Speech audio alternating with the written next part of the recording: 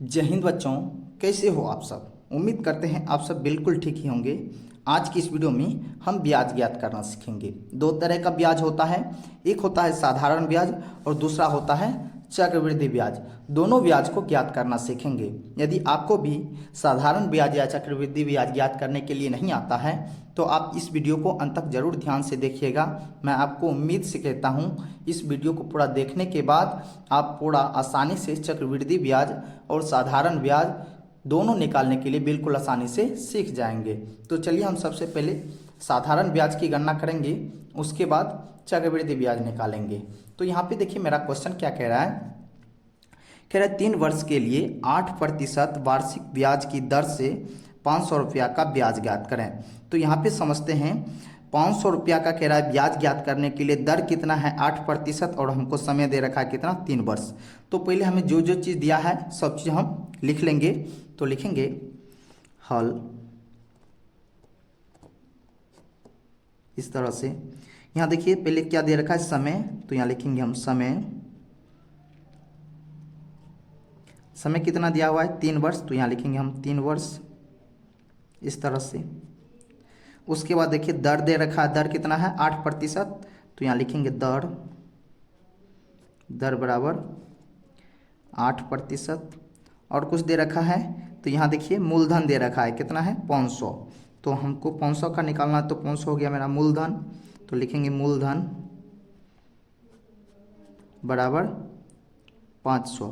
तो हमें ज्ञात क्या करना है, ब्याज ज्ञात करना है। तो ब्याज बराबर आपको फॉर्मूला याद रखना होगा। ब्याज बराबर होता है ब्याज बराबर होता है मूलधन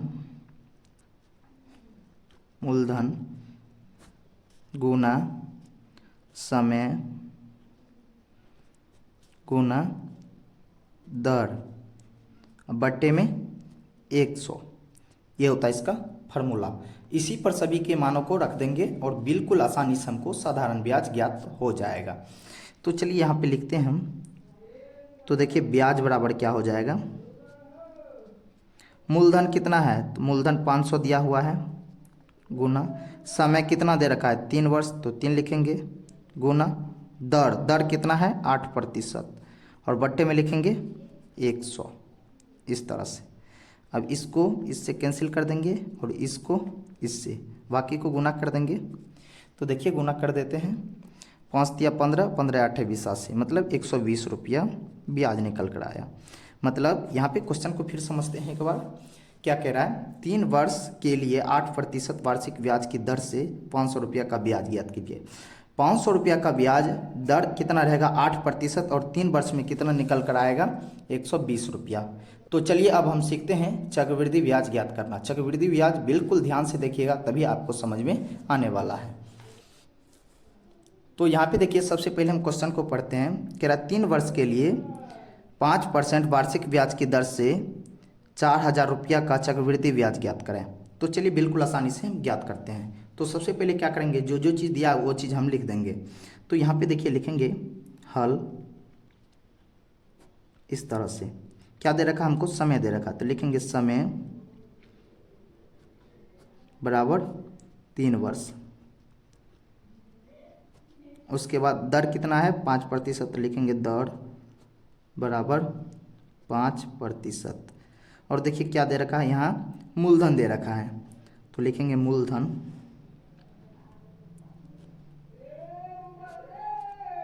मूलधन बराबर कितना है 4000 रुपया इस तरह से। तो देखिए चक्रवृद्धि ब्याज कैसे निकलेगा, चक्रवृद्धि ब्याज बराबर फॉर्मूला होता है मिश्र धन माइनस मूलधन। तो यहाँ लिखेंगे हम चक्रवृद्धि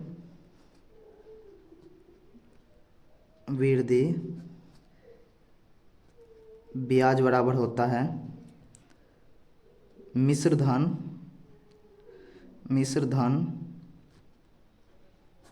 माइनस मूलधन। ये होता है इसका फार्मूला। तो देखिए सबसे पहले क्या करेंगे, हम मिश्र धन ज्ञात करेंगे, मूलधन तो हमको दिया हुआ है। तो पहले चलिए मिश्र धन ज्ञात करते हैं, उसके बाद बिल्कुल आसानी से हमारा चक्रवृद्धि ब्याज ज्ञात हो जाएगा। तो चलिए सबसे पहले मिश्र धन ज्ञात करते हैं। तो देखिए मिश्र धन बराबर फार्मूला क्या होता है, इसका भी एक फार्मूला होता है जिसको आप याद रखेंगे। मिश्र धन मिश्र धन बराबर क्या होता है, तो मिश्र धन बराबर मेरा होता है मूलधन, ध्यान से रखिएगा, मूलधन इंटू 1 प्लस दर बटा 100 और इसका पावर क्या होता है समय, इसका पावर समय। तो चलिए सभी का मान रख देते हैं। तो देखिए मूलधन कितना दे रखा है, तो मूलधन है मेरा 4000 मूलधन, 1 प्लस दर कितना है, तो दर देखिए 5% है तो 5 लिखेंगे और बट्टे में 100 इस तरह से। और समय का पावर देना, तो समय कितना है 3 वर्ष, तो लिखेंगे 3। अब देखिए इसको करते हैं ज्ञात, तो क्या हो जाएगा 4000 इस तरह से क्या हो जाएगा, इस तरह से 4000 इंटू यह हो जाएगा 1, नहीं कुछ तो बट्टे में 1 देंगे, प्लस यदि इसको हम काट दें तो 1/20 हो जाता है, कितना हो जाता है 1/20 पर पावर 3 इस तरह से। तो चलिए ज्ञात करते हैं, 4000 इंटू 1 और 20 का लेंगे एलसीएम, कितना होगा 20 बार में लगेगा तो 20, अब प्लस 1 बार में लगेगा तो 1 पर पावर 3 इस तरह से, बराबर क्या हो जाएगा 4000 इंटू 21/20 पर पावर 3। पावर 3 मतलब ये गुना में कितने बार है 3 बार। तो चलिए इधर हम इसका सल्यूशन करते हैं, इधर मेरा जगह बचा हुआ है तो इधर कर लेते हैं इसका सल्यूशन। तो क्या हो जाएगा 4000 गुने, इसको 3 बार लिख देंगे क्योंकि देखिए पावर 3 है तो गुने में 3 बार लिखा जाएगा, 21/20 गुने 21/20 गुने 21/20। अब देखिए इस शून्य से इसको कैंसिल करेंगे, इसको इससे और इसको इससे, तो देखिए 2 से ये 4 कटा तो यहाँ आ जाएगा 2, फिर 2 से ये 2 खत्म, तो कितना आ गया 21 गुना 21/2। तो हम लिखेंगे 21 गुने 21/2। तो इसका पूरा सल्यूशन यदि हम करते हैं तो ये निकल कर आता है मेरा 4630.5। ये क्या निकल कर आया मेरा, ये मेरा निकल कर आया है क्या, ये हुआ मेरा मिश्र धन। तो हमें क्या ज्ञात करना है, चक्रवृद्धि ब्याज ज्ञात करना है। तो चक्रवृद्धि ब्याज ज्ञात करने के लिए देखिए यहाँ पे फार्मूला है मेरा, चक्रवृद्धि ब्याज बराबर मिश्र धन माइनस मूलधन।